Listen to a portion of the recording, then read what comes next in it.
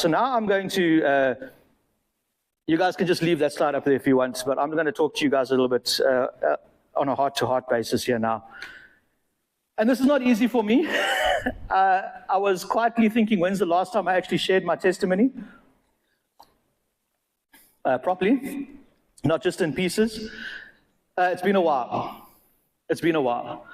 And this is not easy for me. That's why when Uncle Nick asked me to come here tonight, I was like, no. Let me do my social media talk. Let me talk about digital evangelism. And he just said, no, we really want you to speak about your story and touch on drug abuse and substance abuse. And for me, what we are really touching on here is human nature and sin. So let me start here and give you guys a bit of context. Way back, far away, long ago, 1978. Wow, that's a long time ago. Not really, I'm still young. But there was a girl who was 15. She fell pregnant. And thank goodness, now I'm going to touch on a lot of points here in my testimony because I'm not going to say it's a blessing to do this because it wasn't a blessing to go through and live through the story, but God can use those things, regardless of how bad they are, to hopefully shed light on certain topics in the world and hopefully broaden your horizons a little bit if you haven't thought about these issues or heard them being spoken about in a church before. But my birth mother was 15, barely 16 when she fell pregnant with me. My birth father was in his mid-20s. This was back in the 70s now when this was completely socially unacceptable. Young girls were not getting pregnant outside of marriage and having babies with men who are 10 years older than them at that kind of age. She absolutely loved this guy. She sort of came from a blue-collar family, not a lot of money. He came from a very rich farming family in the Eastern Cape. And they just thought that she fell pregnant because she wanted to be part of this family and have their money. Age-old story. So his family wanted nothing to do with her family, put her under a lot of pressure. She had to run away to her grand's place, where her grand was living on a farm in Queenstown in the Eastern Cape. And she didn't have an easy pregnancy. She gave birth to the baby 6 weeks premature. That baby was then rushed through to the East London hospital, given up for adoption straight away. She wasn't allowed to keep that child. Put into an incubator. For the first 6 months of that baby's life, it fought for its life. It was translucent. You could see its organs. I was probably the size of this glass, a size 3 shoe for a small child. And I had no interaction with people for the first 6 months. I didn't know, on the other side of this story, there was a lady who could not have her own children. And she'd started applying for adoption through the social services in South Africa at that time, 7 years before I was even born. And after I was taken away from my mother, put into this incubator, put into East London Hospital, social services got hold of my mother, my adopted mother, and said to her, hey, come through to East London Hospital. We've got something we want to show you. And she told me the story of her walking into this maternity ward and the social services officer saying, there is a child there in all of those tubes in that incubator. If you want it, it's yours. And I remember my mom telling me, I walked up to that incubator, and when I looked at you, I knew, and I just turned to the social service officer and said, that is the son that God has given me to take home with me today. Now, that was me, obviously, if you didn't know. My mom was a devout Christian. I've never seen someone pray more than my mother my entire life. She was praying even when she got on the bus to take me to school. She'd be praying. People thought she was talking to herself, and I was highly embarrassed, but she was a prayer warrior. I wasn't born into an amazing home. My dad was not a Christian. He hated the Lord. There was a lot of friction and abuse between him and my mom, both emotionally. There was a bit of physical abuse on his side towards me and my sister. He was an alcoholic. I can't remember him not drinking more than 3 bottles of vodka a day, 4 packets of cigarettes a day his entire life. My mom had to scrape and try and get money to get food on the table, to buy school clothes, to get us to school. Everything was just a labor. Nothing was easy. But my mom was a devout Christian. And I can't remember as a young boy my dad ever saying he loved me, shaking my hand, putting me on his lap, supporting me in anything. There was just a very hateful relationship there. I don't know, maybe it's because I wasn't his blood. I'm not too sure. I won't know the answers to those questions until I get to heaven and see him one day, hopefully. But I could have been aborted, guys. In South Africa now, post-1997, you've got the Termination of Pregnancies Act, which means that any young girl under the age of 18 without parental consent can walk into any clinic if she falls pregnant, and she can terminate that pregnancy or kill that baby. And we've now got a generation, just like they've grown up with social media, they've got a generation that's now grown up with abortion being normal. They've been indoctrinated. It's not their fault. So we can't really point fingers and shout at them. We've got to show them the answer to that problem. But I was blessed that I was able to be born. And to cut a long story short, I grew up, and when I was about 11 years old, my mom took me to church for the first time. Looking back on it now, I can't say that I was saved. I went to church because I loved my mom to bits. I went to church because my mom wanted me to go to church. I don't remember reading my Bible at home. I don't remember praying at home. I don't remember doing anything to do with God or church outside of church. When I was at school, I was a rebel. I was violent. I was nasty in class to the teachers, wanting to get kicked out of class all the time. But I was an A-grade student at the same time. So there was this duality about me where I was an extreme rebellious person, but I was also an A-grade student. I think that's what kept me in school most of the time, was me having good grades, not my attitude or the way I treated people, because I was horrible. And when I was at church, we used to close our eyes to pray. I used to have one eye open looking at the girls in the pews. I wasn't there for the right reasons. My mom thought I was saved. So my one thing I can say to parents that are here tonight, if your kids have grown up in church, please make sure that they realize that they have to get to a point where they've got a moment that they've got to go and ask the Lord into their hearts. Because I speak to a lot of kids and I say to them, when did you give your heart to the Lord? No, I just grew up in church. Okay, there has to be a moment, guys. If you can't pinpoint a moment when Jesus came into your heart, and I speak to the youngsters and the elderly here, but mostly the youngsters, if you can't pinpoint a moment where you can't remember asking Jesus to come into your heart and feeling that heart change and having that relationship with him, seriously consider doing that tonight. Don't wait until tomorrow, because anything can happen. And I don't want to see anyone not having that opportunity to be with me in heaven. So I grew up, high school was terrible, everything was terrible. I robbed my first store when I was 15 as a Christian, going to church. I had a crew, got them together, and we robbed you guys won't remember this, but back in my day, we had VHS tapes. And we had video stores where you used to go and rent a VHS tape and put it into the machine, and it had magnetic tape that used to play the movie for you, and then you would take the VHS back. No Netflix for $10 a month. You had to go and rent something.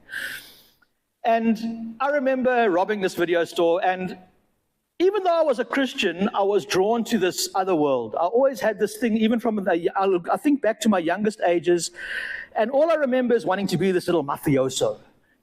Having this little mafia family, building myself an empire, and just raising my children to take over the empire, me retiring like the Godfather, sitting back and watching the next generation take over, having all the money and power in the world.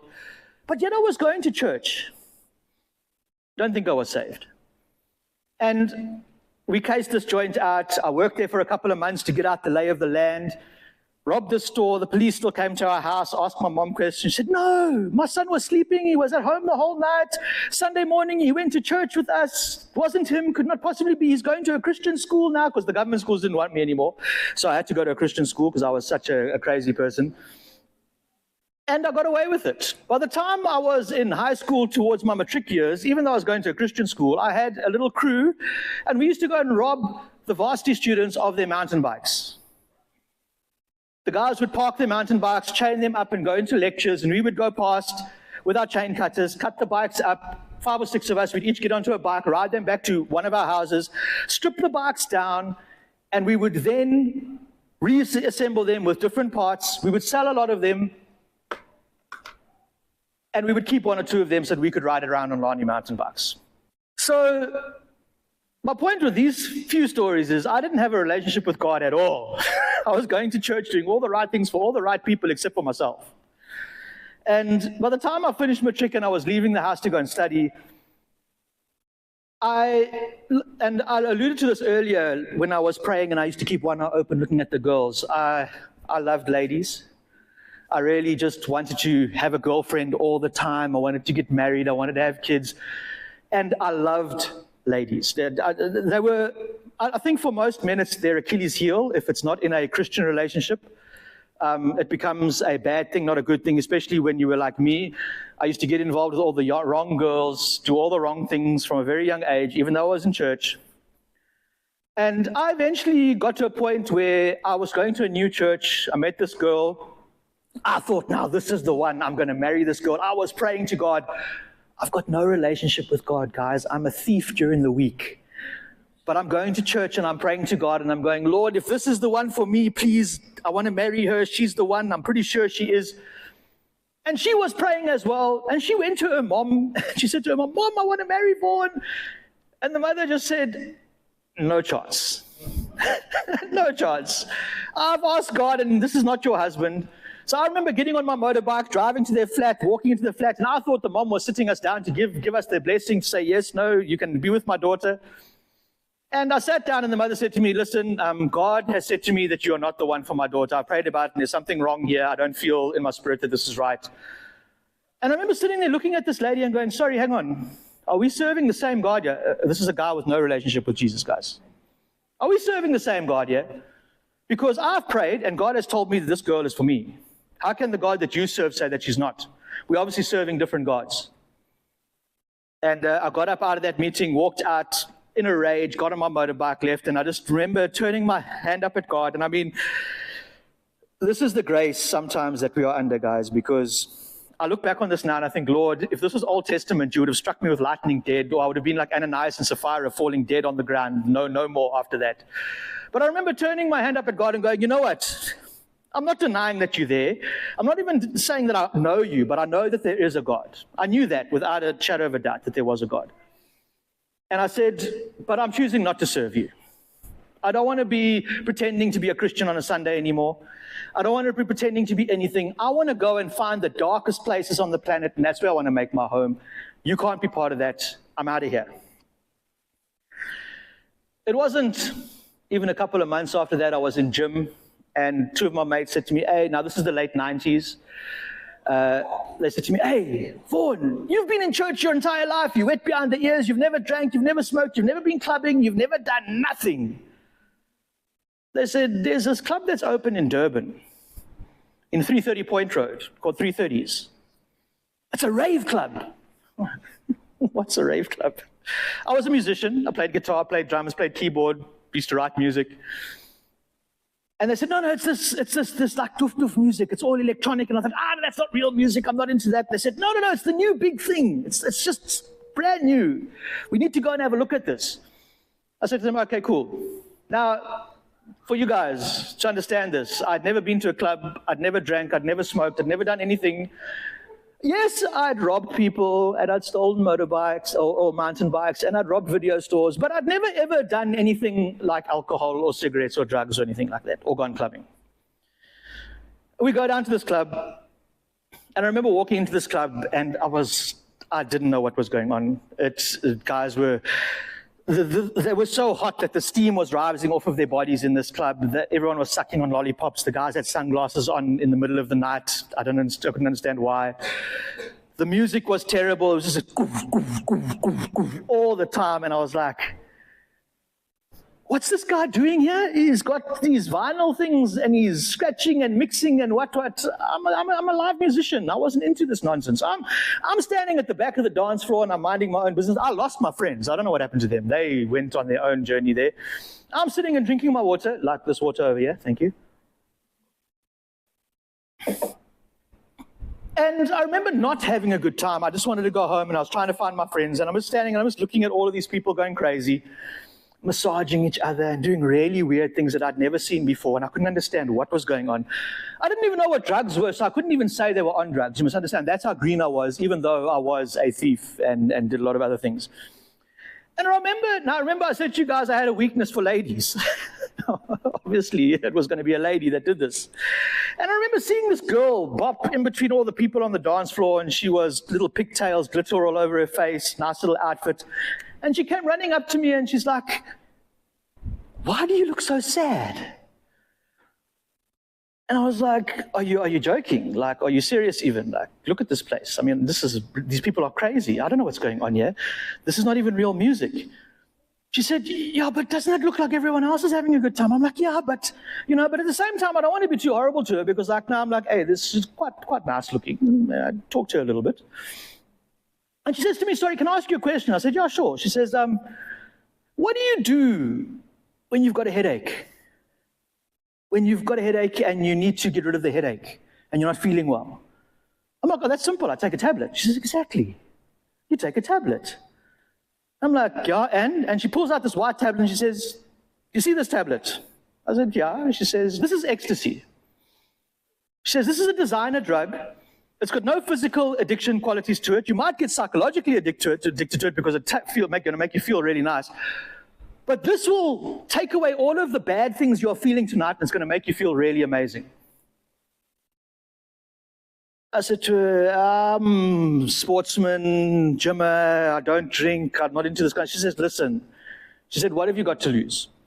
She said, and the thing that hooked me was, she said, it'll make you feel like you've been born again. Now, I'd heard the word born again all the time because I'd been going to church. And she said to me, imagine seeing for the first time, imagine feeling for the first time, imagine tasting for the first time, imagine everything for the first time as if you've just been born. That's what this is going to do.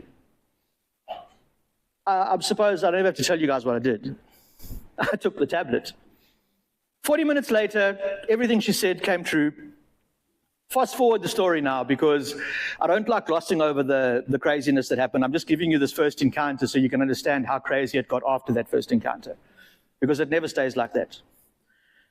Once a month, I'd go down to Durban, take one ecstasy tablet. And that happened for about 7 or 8 months. Then a rave club opened in Pietermaritzburg. And I started going to that rave club every weekend, taking one tablet every time.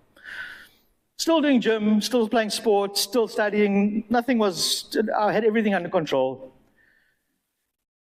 Then I started doing it more often. And then it was, I wonder, now you must understand, so my very first drug wasn't alcohol, wasn't marijuana, wasn't cigarettes, it was ecstasy.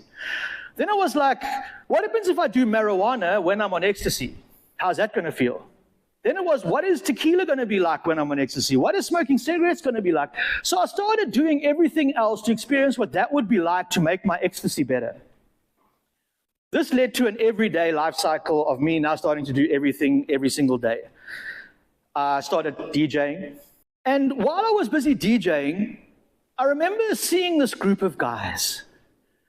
Now, these guys they had everything. They were built like tanks. Obviously, steroid junkies, but these guys they were like built, wore their camo pants. Now, this is going back a few years, guys. Camo pants, big tackies, short little white vests, muscles bulging everywhere. They had all the money. They drove all the latest motorbikes. Every after party, because I started DJing at after parties, every after party that I went to, these guys were there. And they just didn't have to work. They just had mountains of drugs all over their tables. They had cocaine, ecstasy, acid, everything that you could think of. I'm DJing at these after parties, and I'm seeing all of this, and I'm thinking, hey, you wanted to be a mafioso. You've still got this little vision in your head. How did these guys get there? How did these guys get to that point? I want to be like them. So I remember going up to these guys. There were 6 of them. And I said to them, hi, guys. Weird question. How do I do what you guys are doing? And I just remember them all laughing at me, looking at me, going, Vaughan, bro, you've got a reputation, you're a DJ, the girls dig you, you're making good money. Why would you want to come and do this? I'm like, are you kidding me? Are you guys even being serious? You guys got, everyone loves you, you're the talk of the town, you've got all the money, all the drugs, all the girls, everything. Why wouldn't I want that? And I remember the one guy looking at the other guy and saying, Vaughan's not serious. He wants to give up what he's got and come and do what we're doing. And I said, guys, you don't understand. Since a small boy, all I've ever wanted to do was get involved in syndicated crime, be a little mafioso. Please, just give me a chance. And I remember the one guy saying to me, listen, it doesn't work like that, buddy. And I'm going to tell you this now to warn you and hopefully put you off, because they tried everything to stop me. I'll be honest with you. They said, listen, once you step over from that side of the curtain to this side of the curtain, it'll never be the same. You'll never see partying the same way. You'll never see all the clubs that you go to the same way. You'll never see the festivals the same way. Everything will change. I said, I don't care. This is not what I want to do anyway. This is all superficial stuff. I want to be where you guys are. How do I get there? Just give me the steps. Tell me what I have to do. And these guys said to me, listen, if you are serious, we'll have to test you. I said, okay, cool. What you going to do? They gave me a cell phone. They said, we're going to give you a cell phone. I think it was a Siemens S25, no internet, SMS only, 2-color screen, small little phone. Someone knows what I'm talking about. Small little phone like this. And they said, all you've got to do is every time we phone you or anyone phones you, you don't ask who's phoning you, but when that phone rings, no matter what time of day or night, you pick it up. Whatever that person tells you to do, you do it. No questions. They call it being a runner. For 3 years, I did everything they told me to do on that phone when they phoned me. Now, I'm not going into details, guys, on what I did for those 3 years, because just when I tell you it was bad, trust me, it was bad. But I didn't care. I reveled in it. I enjoyed it. Like I said to God, I want to go and find those darkest places. I found them. And after 3 years, these guys came and said to me, you know what? You're born for this. This is natural to you. You are like, you actually blow our minds at how crazy you are when it comes to this kind of stuff. Just after 94, when apartheid ended and we had the change happening in South Africa, back in those days, I called the late 90s, I called it the Wild Wild West, because there was no surveillance cameras on the street corners. Cell phones weren't a big thing. There was Nokia 5110s, 3210s, Siemens C25s, all these little crazy phones. You guys can go and Google it if you want to go and see what an old phone looks like. And we could do anything we wanted. And these guys that I worked with were running distribution pipelines across the entire of South Africa, distributing to every street level thug, every gang. Every person who wanted good product was getting their product from these guys. And I was in this life. Now, I was in this life for 17 years, guys. From the age of 19 up to 36. Going from having everything that I could possibly want while I was doing this.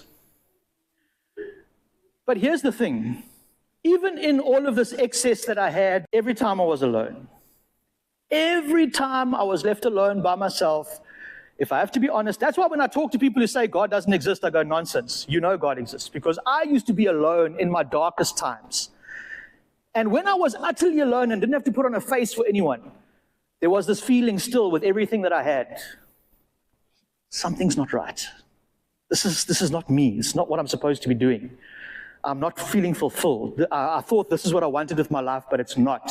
And I couldn't put my finger on it, but I knew something was amiss. Now, this is where the story really starts, because I don't want to talk about the darkness. I don't want to tell you all the funny, crazy things that I did, because that's not important. I just want you to understand that I was like Saul. I was one of the worst people on the planet to other people, doing crazy things. And somehow, I'm here today talking to you. And the craziest thing happened. I love spiders, guys. I don't know if I've got any other spider lovers here. What? There's one. Awesome stuff. I've got 4 pet tarantulas. Yes. Sorry? No, me. Yeah, no. Okay, wait, hang on. If you guys want to know about my drug use, 5,000 Rand a day, every day, non-stop, I was never sober. Yes. You see, in the world that I lived in, what I did, that's why the guys that I worked for said to me I was built for this, because when I started working for them, I took excess. I mean, I used to go, when I started really using 24/7, 3-4 tablets at a time, half an hour later, 3-4 tablets at a time, 3-4 tablets, then on top of that, cocaine, on top of that, LSD, on top of that, everything. And I forced myself to be able to do everything and still function normally, because I needed to be able to do that in order to survive. And I never wanted to be caught in a place where I could be vulnerable. So I had to handle what I was doing. And they used to say to me that my body was built to take drugs. But through all of that, I remember, now, like I said, I love spiders. I've got pet tarantulas. I don't have them in the Western Cape because they want to charge me crazy amounts of money for licenses to bring tarantulas to the Western Cape. I've got them up in Greytown. And I was bitten by a spider. Now,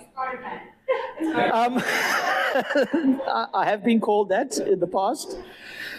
But I was bitten by a sack spider. For those who want to know what a sack spider is, you can Google it. It's one of the most common spiders in South Africa. It's got a cytotoxic venom which attacks your muscle tissue, so you develop necrosis, which is a form of gangrene. And it's normally the secondary infection from not cleaning the wound that really gets you. And I was at one of my girlfriend's houses. Yeah, one of them. And I was busy spring cleaning. I wasn't one of those drug addicts that just did nothing. I was hyper all the time doing stuff. I am ADHD, so maybe that had something to do with it. But I was busy spring cleaning this house, and I remember dusting down the couch and the curtains, and then falling asleep on the couch for a couple of minutes, taking a nap like my good mate Charles likes to do, take naps. That's a side joke just for Charles, no one else will get it. And I remember waking up and seeing this dead spider. Obviously, I'd rolled over and squashed it, but for those who want to see afterwards, I will show you. But it bit me on my hand here 6 times. I've got 6 little marks there, and then there's one big mark on my leg there. So I got bitten 7 times by this sack spider. Because I was high on drugs the whole time, it's nothing. My friends found me a week later in the bath seizing. They said to me I was as white as the bathroom porcelain in the bath. My face looked like a skeleton. They couldn't see my eyes, it was just black, and I was convulsing. Now, they're not really my friends, you must understand now. They're just going, we can't have this dead body in this house. How are we going to explain this? Let's get this guy out of the house while he's still alive, and we'll go drop him at the hospital. So they drive me to Northdale Hospital in Pietermaritzburg, one of the worst hospitals, government hospitals you can go to, and they throw me out the car door at the emergency there, and they leave me there, and they drive off. I get taken inside, and I'm trying to explain to people that it's a spider bite, but they do nothing. They give me a painkiller injection in my left back cheek over here, and I wait 16 hours before I get treatment. They book me into hospital. I remember the doctors keep telling me that it was some weird name. I had encephalitis in my left hand or something, because this finger was swelling up like a pork sausage about to burst. And they treated me for a couple of weeks. Every time I was supposed to go into theater, the doctors weren't there, the surgeon was AWOL, and I had to wait. And because I wasn't an extreme emergency case that was supposedly not life-threatening, I would be pushed to the back of the list when someone more important came in to get an operation. But they finally operated on this finger. They had to cut all of the sinew away here, so I've just got a whole lot of bone there. I can't bend it like I can this finger. My knuckles are fused, and it's a stick. I've got no feeling here.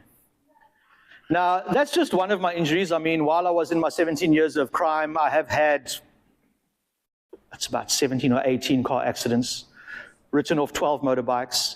I've had nerve damage in my neck. I've had 76 stitches in my face, and numerous other things happen to my body through different gang initiations and everything like that.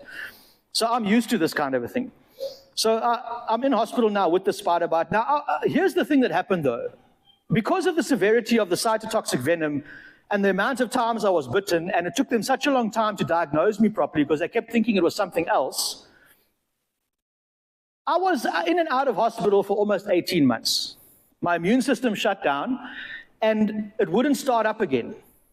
So every time they kicked me out of the hospital because they needed the bed for somebody else, oh, no, he's okay, discharge him, I would leave, get sick, almost die, have to go back to hospital, or I'd leave, cut myself. The cut would get so infected because there's no immune system, I'd have to go back. So for 18 months, I was in and out of hospital fighting for my life. Had to stop dealing, had to leave the syndicate, was only doing a bit of marijuana on the side because I was too scared to take anything else because I was on triple antibiotics, and I was on the maximum amount of cc's they're allowed to give a person morphine every day to keep me out of pain. So I didn't want to contradict all of the medications they were giving me by still taking other stuff on top of that. So I had stopped everything except for cannabis. And I remember being in hospital, and there was this old lady that used to come and give me Reader's Digest magazines to read. And we developed a little bit of a relationship. Now, here's the thing. When I was in my darkest days, I could sit with Christians, guys. I'll sit with Christians. I talk to you about Jesus, debate the Bible with you, have fat conversations with you, no problem. Just don't pray for me. The one thing I wouldn't allow a Christian to do is to touch me, or even, can we pray for you, Vaughan? As soon as that came up in the conversation, hi guys, thank you very much for the conversation, cheers, I'm out of here, and I'm gone. Why do you think that was? Somehow I knew the power of prayer, and I didn't want it. I was quite happy wallowing in my sin. And this old lady came to me the one day, and she gave me a Reader's Digest, and I don't know what happened. To this day, I look back and I go, Lord, you've got a sense of humor, I think, even in my darkest times, because I remember this lady saying to me, Vaughan, can I pray for you? And before I could do anything, I went, yes. Now, I told you a little bit about my father. I didn't have a relationship with him. I hated him. He was a violent man. I didn't have any respect for him. And unfortunately, I didn't have the opportunity to make right with him before he died. He passed while I was still in my bad days. But she grabbed my hand after I said yes, and all she did was, Lord, reveal yourself to this boy like the father he never had. Amen. And she walked out the hospital. I was lying in the bed and I was like, what just happened? How did she even know to say that? I've never spoken about my dad to her. How did she even know to say that? Why would she say that?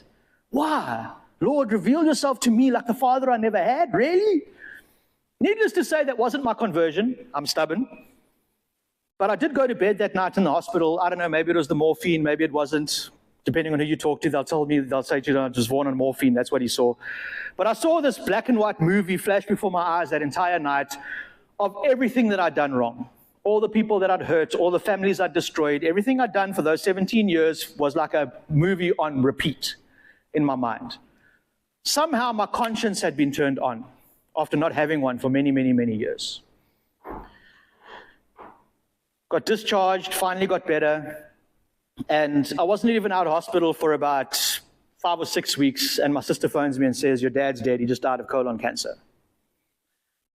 The last time I'd seen my dad was previously to me being in hospital, which was probably 3 years before he dropped dead, and I left him lying in a bloody, beaten up pulp on the ground after severely having a violent argument with him. And really, I'm not proud of that. It's something, because here's the thing, I know now, for the kids here, honor your mother and father is honor your mother and father whether they're good or bad. It's not only when they're good. You honor them regardless of whether they are abusive, whether they're treating you badly. It doesn't matter. If you're a Christian and you're under your parents, you honor them regardless. I didn't have the chance to do that with my dad. And I thought I'd be happy when my sister told me this, but I fell down on the floor, started sobbing like a baby, crying, then got hold of myself and went, no, man, what's wrong with you? Let's throw a party, because Dad's dead now. Now, you must understand, I hadn't been doing any heavy drugs. I was away from the scene, and I got hold of some guys that were promoters in Durban. We hired a place on the beachfront called Zach's. We threw a party called Trance Heaven. I got a DJ from the Netherlands called Max Angel. Don't know why they were called that, but anyway. And the crazy thing is my old Facebook profile that I got locked out of, that I no longer have access to and can't delete, the final thing on that profile is me advertising this party. So it's like a reminder every time I go back there to what happened. And now I'd been off drugs for a long time. I remember being at this party. My finger was still bandaged up. The bone was still exposed. And the same thing happened. Girl came running up to me going, Vaughan, why are you only drinking beer? What's wrong with you? There's an ecstasy tablet. Took ecstasy. Needless to say, from there, things just went completely south. I phoned all the guys that I used to work with. None of them wanted to have anything to do with me. After working with me for 17 years, guys, I'm out of hospital now. I want to carry on where I left off. Let's get this thing on the road again. No, sorry, your time is done. All the doors were closing, and I couldn't understand why these doors were closing. From having everything, all the power, everyone was scared of me. If you want to understand the kind of person that I was, the best way I can explain it without going into detail is when people spoke about me and they said, describe him, how would you say he is? People would say, and I was proud of this, I'm not proud of this now, people would say, Satan is just keeping Vaughan's throne warm for him for when he gets back to hell to take over. That's how people describe me in how bad I was, that I was worse than the devil. The devil had nothing on me. That should tell you a little bit about my character back in those days. But none of these guys wanted to have anything to do with me. Now I've got nothing. I've lost everything. I sell the last little bit of stuff that I've got left because now I don't want to say that I was suicidal, but I didn't care if I died. None of my old friends and syndicate members wanted to have anything to do with me. So all I did was phone the worst of the worst people, the parasites, the guys that if you had something for them, they would give you a place to stay for a couple of days. Hey guys, it's Vaughan. I've got heroin, I've got crack, let's go. Okay, cool, come to our house. Go crazy for 3 or 4 days, then they get tired of me, kick me out. And I just kept spiraling out of control like that until eventually all my money was finished and I had nothing. I went from being this very powerful guy to all of a sudden being homeless on the street, from the spider biting me and going on this journey. And this was towards the end of 2014. And I don't really want to call myself homeless because I really was only homeless for 4 nights. But I slept in a petrol station toilet. I used to hug the porcelain at night because I couldn't sleep stretched out. Guys would see my hands and feet in the other cubicles, so I had to close the door and pretend like I was just sleeping in one cubicle and maybe someone was just in the toilet. And I remember waking up on the 4th morning, and again, whoever I speak to, they'll go, it was just your body going through withdrawals. I don't know, I think it was something more than that. It felt like someone had found me and literally physically shaken me. And I remember waking up in this petrol station and thinking, security has found me, I'm in trouble now, they're going to call the cops, or something's going to happen. There was no one there. I hadn't been to church in 17 years, hadn't opened my Bible in 17 years. I was the furthest from God, knew nothing about him, knew nothing about his character or anything like that. I knew he was there. And this craziest thing was the first 2 things, and they were foreign. When they popped into my head, I was like, where did that come from? What is going on here? The first thing was repent.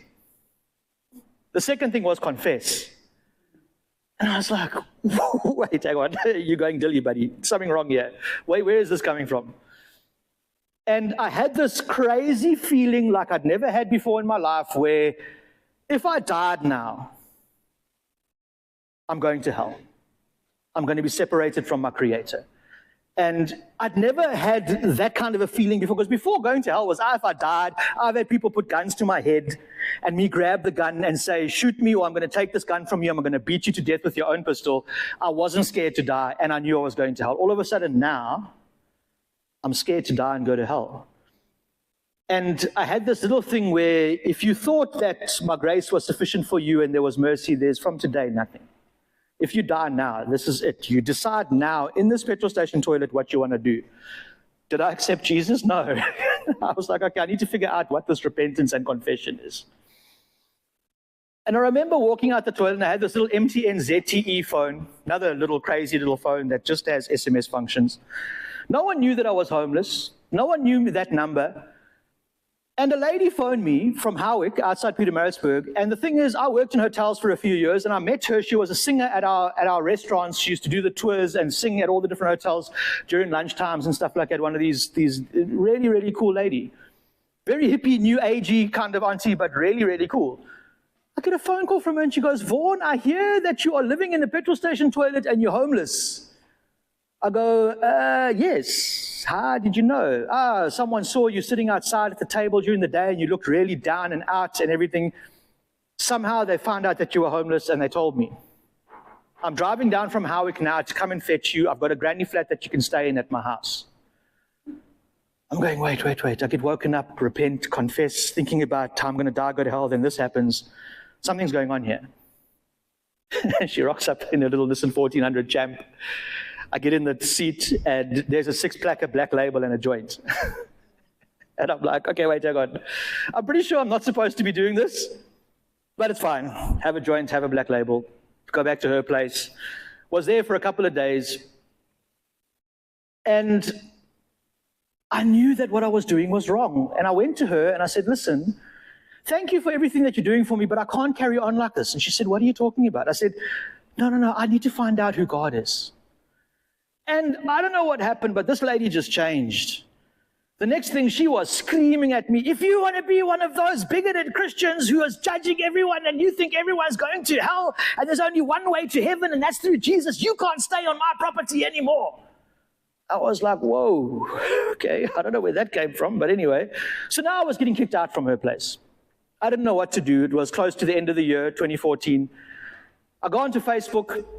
I'm thinking now, who do I know that might be? And I remember as a young boy when I was in church, There was a guy that lived out in Ashburton. His dad was a pastor. He used to throw a festival over New Year's. Went and looked him up.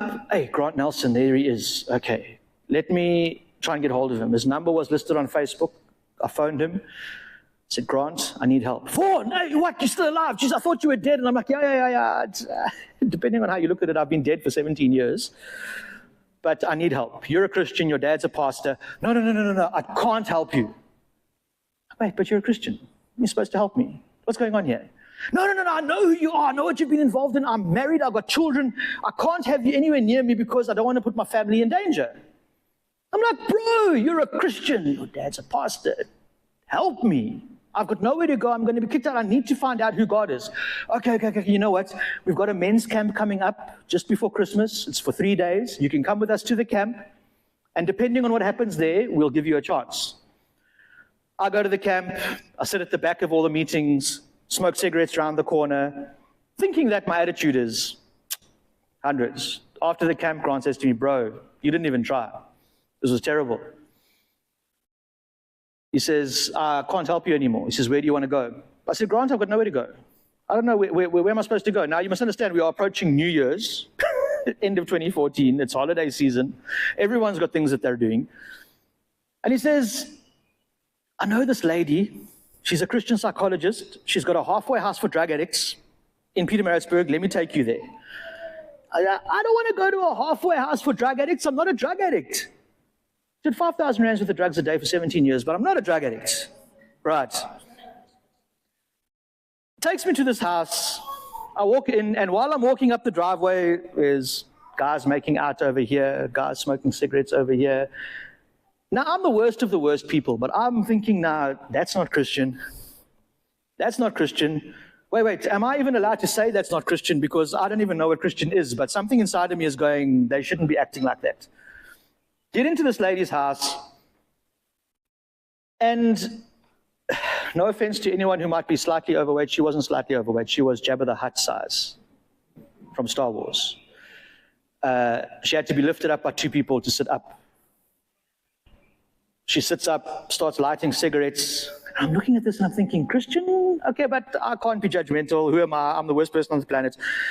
And I'm sitting with my cap turned back, with my sunglasses on, with my elbows on my knees, and she psychoanalyzes me. She goes, your attitude stinks. You've got sunglasses on, your elbows are on your knees. You're not really here because you want help. You're here because you've got nowhere else to go.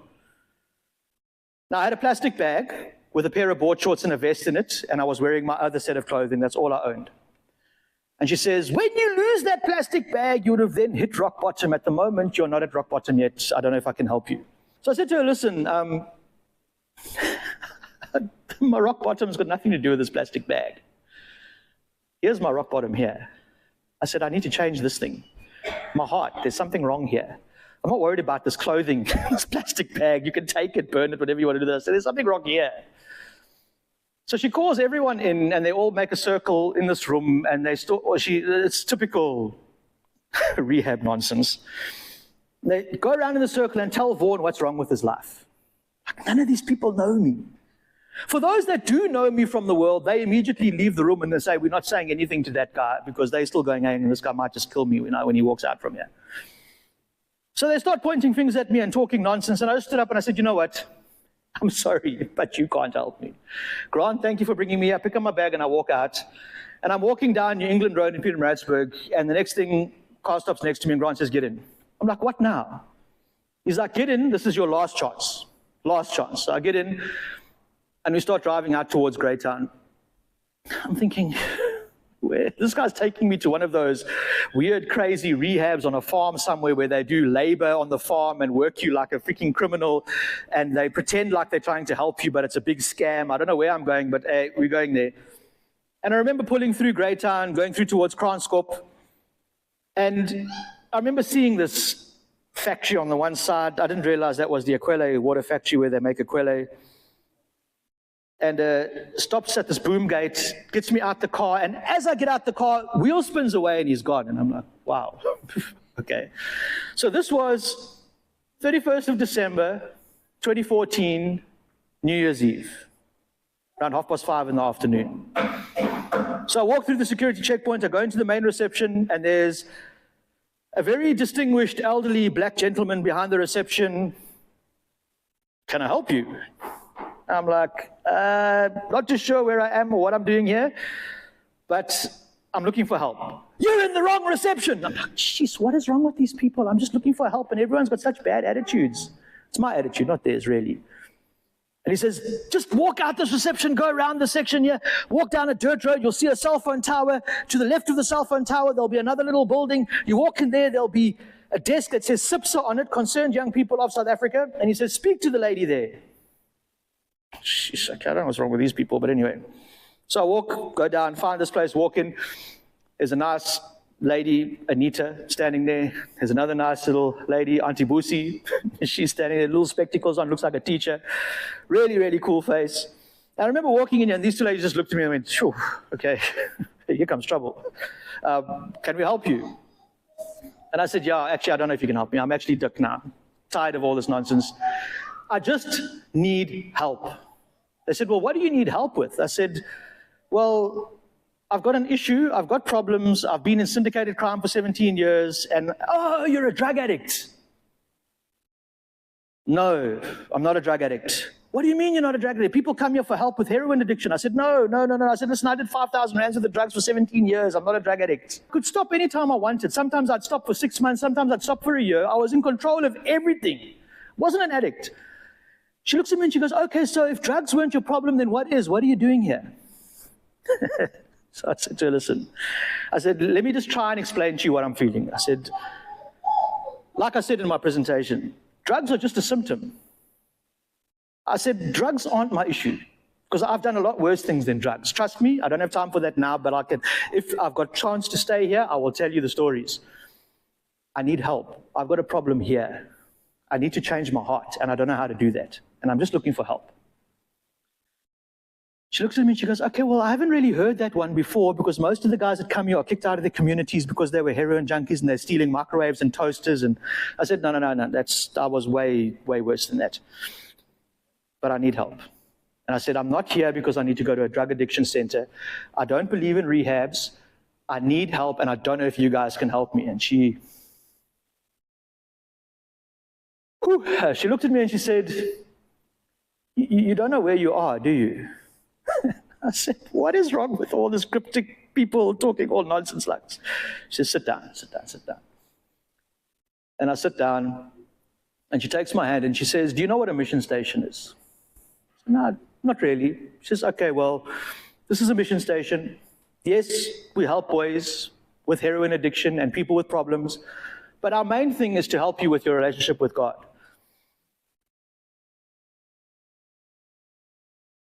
And it was like everything just started clicking while she was saying this to me. And I said to her, you don't understand. I can't even explain to you what road I've traveled to get to this point on the 31st of December, 2014, sitting here talking to you right now. But I said the best way I can describe it is that I've been like a pinball in a pinball machine. And I've just been smashed around all over the place uncontrollably with no path or correction or anything, just out of control everywhere, and I don't know why it's happening. And I said to her, but now that I'm sitting with you here right now, I'm realizing that God's the flippers. He's the one that's been smashing me to all these different places, going to all these different things to get me right here, right now. I got down on my hands and knees at 11:37 p.m. that night, and I asked God into my heart. And I said, Lord, when I wake up on January 2015, I want to be a new person. I want to know who you are. I've done crazy things, and you know that better than anyone. But for the rest of my life, if you just promise to take care of me, I don't want anything else. Just allow me to do your work until I die. Allow me to make up for everything. Now, obviously, that's not how it works, but I didn't know the full concept of the relationship with Jesus yet. I was still not even there yet. And I remember getting down on my hands and knees and asking God into my heart, going to bed that night, waking up on the 1st of January 2015, and I don't know. All I can say is people that spoke to me, that knew me from my previous life, especially if it was on the phone, they would freak out. and go, sorry, who is this? This is not Vaughan. It's Vaughan, but it's not Vaughan. This is like Invasion of the Body Snatchers. And I'd be like, what do you mean? They're like, bro, you've been talking to us for like 5 minutes. You haven't sworn once. I'm like, huh? They're like, no. You don't understand. You were one of those people that would invent ways to put swear words into sentences and come up with the most colorful ways to swear all the time. You're not swearing. And the way you're talking is just very different to the person that we remember. I was like, okay, I didn't even notice. God gave me an opportunity from those first few weeks of me being saved. I got to work for an organization called Doctors for Life International, which is a medical outreach organization. They go and do cataract surgeries in Africa. They've got a medical clinic in Zavora in Mozambique. And I had no experience in what I was supposed to be doing there. I was employed to work in their media department to help them transition from video cassettes and DVDs to MP3s, MP4s, start social media pages. I had never done that in my life before. But while I was sitting and talking to Dr. Albie, the CEO, for the interview to work with Doctors for Life, I told him my entire life story. I was supposed to go see him for breakfast on a Saturday morning, and I ended up talking with him until supper time. And he asked me all the dark details. He wanted to know everything that had happened during those 17 years. He wanted me to tell him. And I glossed over a very short time in my life when I was 18. For 3 months, I worked at a graphic design studio. That for less than 5 minutes of our entire conversation. But somehow he picked up on that. And he said, you sounded happy when you were doing that. I said, yeah. He says, well, I'm going to hire you. You're going to sign a work contract. I'm going to pay you. And you're going to run social media, do this for me. I said, I don't know how to do any of this stuff, Dr. Albie. He said to me, listen, I don't care. You learn on the job. This is God ordained. I believe that you're supposed to be here. I've been on 19 mission trips throughout Africa now. In the last 10 years, I've been saved, because this year was 10 years of me being saved in Christ. God, from that point in my life, like I said, it's taken me 9 years to study 2 masters. I started my company, Decent Digital Solutions, at the height of COVID, when I had nothing, no startup capital, and God blessed that. I now just registered a new business called What the Digital, which is a consultancy firm. I still can't understand how you charge people an hourly rate just to talk to them, but apparently it's a thing. The main thing is this that I want to get to. From that point of the 31st of December 2014 till this point of me speaking to you right now, I have never ever wanted anything more than my salvation that I got on that night, on the 31st of December. When people ask me, Vaughan, why don't you ask God for more? And I'm like, I don't understand why I would want anything more than knowing that even if I died in a cardboard box today on the side of the street as a homeless person, I'm going to heaven. What more could I possibly want? What more could I possibly want? Anything that he does for me above that is a bonus. If he gives me opportunities to go out and speak to people, if he gives me opportunities to stand here in front of you today and share a bit of my story, which is really his story, because the reason why I told you about all the few bad things to give you this sort of black and white opposite kind of thing is what I was showing to you guys in the slides there. Addiction, drug addiction, whether you come from a broken background, the world's methods of treating that is not how you treat that. It doesn't help. Because I've seen guys go into drug addiction centers, come out, go back, do the same thing, learn more when they're in there to come out and do worse. Guys go to prison, come out and be worse criminals because they learn how to be worse criminals in prison. The world does not have any of these answers. I know what the answer is because no one came to me and gave me a tract or said, Jesus loves you. I was in a filthy petrol station toilet and somehow God in all of his glory and splendor came down to that hole and he found me there. And he said, hey, let's go. I want you to be my child. And I'm here today because of that. For those that know me, you can ask the guys that I've been working with for years or for the friends that have known me for years. They will tell you that it is so crazy when they hear me talk about this other part of my life before I was saved. Because, and I was saying this to the guys this afternoon, if I'm in the shower and there's a little spider or a fly on the wall that might get wet and drowned, I stop the shower, put it into a cup, take it out. I don't want it to die. I love animals. I love people. I don't like people, if I have to be honest with you. If I could be left alone on an island somewhere, I would, just with a bunch of animals. But it's not about that. You see, I've learned that the Father that I serve gave us His Son who died on a cross for us. That's not a cliche. That is something very serious. And it's because of that that I'm here today. But He also gave us a command: go out into all the world and make disciples. And that's why I'm standing in front of you today, because I'm actually an introvert. I don't like talking in front of people. I don't like doing this kind of thing. I get very dick of people, and God has told me, I'm not asking you emotionally to love them. I'm commanding you to love them, regardless of how comfortable or uncomfortable you are. Hopefully it makes you uncomfortable, because when you're uncomfortable, you tend to do things more.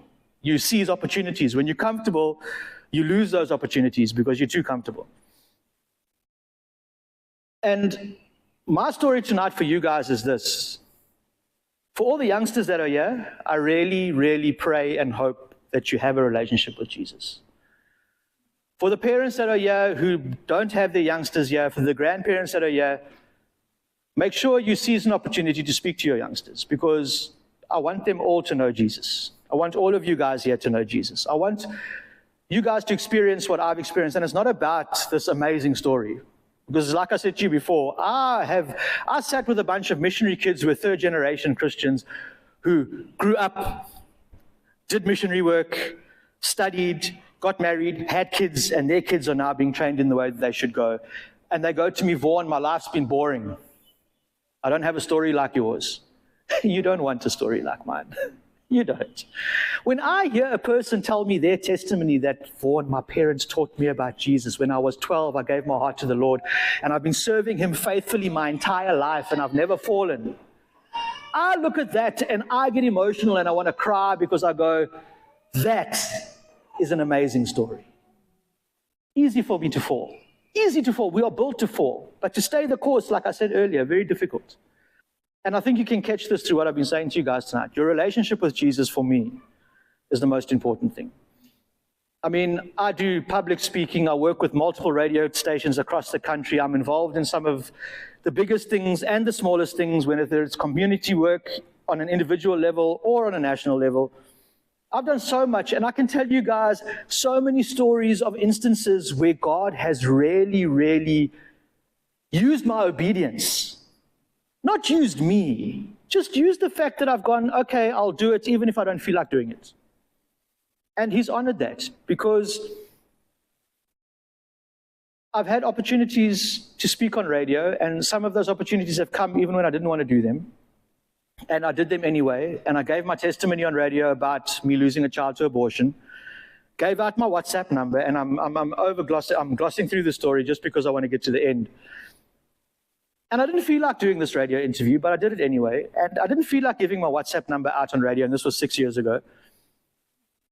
Because crazy people are going to phone me. It's going to make me uncomfortable as a Christian. I just want to talk, or if I don't want to talk, it's fine. But somehow I got onto radio, I did this 10-minute interview, spoke about some pro-life issues, and there was a lady in her late 30s that was walking out of her shack in Wabidat in Chatsworth, one of the worst areas in the community.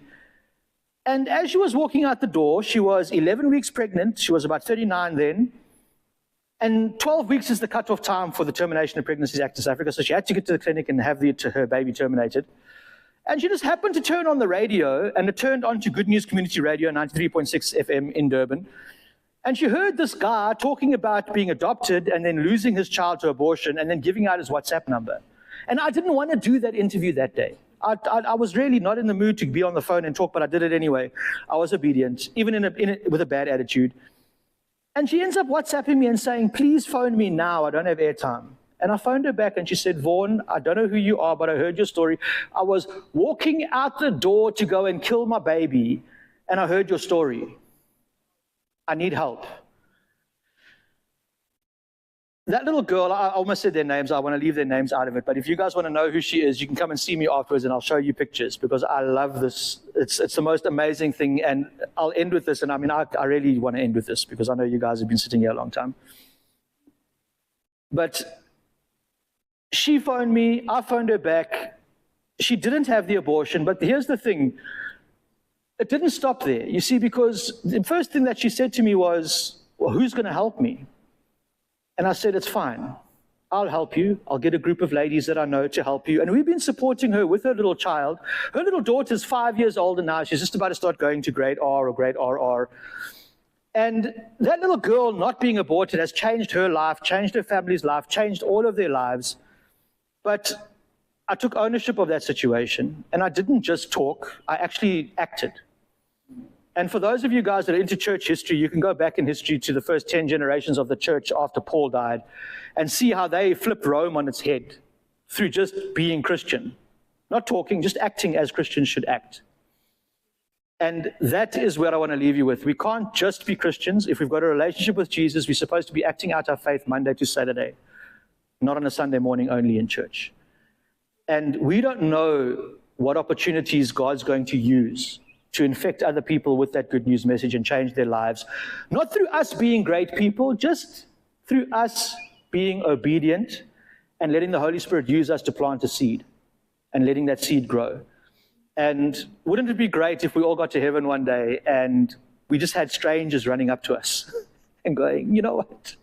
That day when you were leaving Spa, I was that teller in a bad mood and you just came and gave me a hug and said, hey, Jesus loves you. And somehow a seed was planted, and 3-4 years later, they gave their heart to the Lord. And it was those little things that sometimes we don't feel like doing that we should be doing. So I don't know if all of that has made sense. I like to jump around, not on purpose, but I am a little bit ADHD, so I do tend to lose the plot. But I hope that was encouraging for you guys. I hope you can see that God doesn't use complete people. He uses broken people. And that we as the church, not because we want to be social justice warriors, need to take ownership of all of these different things that I've touched on, from drug addiction to pro-life issues to human trafficking, and use them as opportunities to be there for people and not just talk about it, but actually help people to come to know Jesus through our actions and not our words. And if God can use me, trust me, He can use you guys, no problem, because I'm the worst of the worst. And if He can take me and use me, He can use you guys.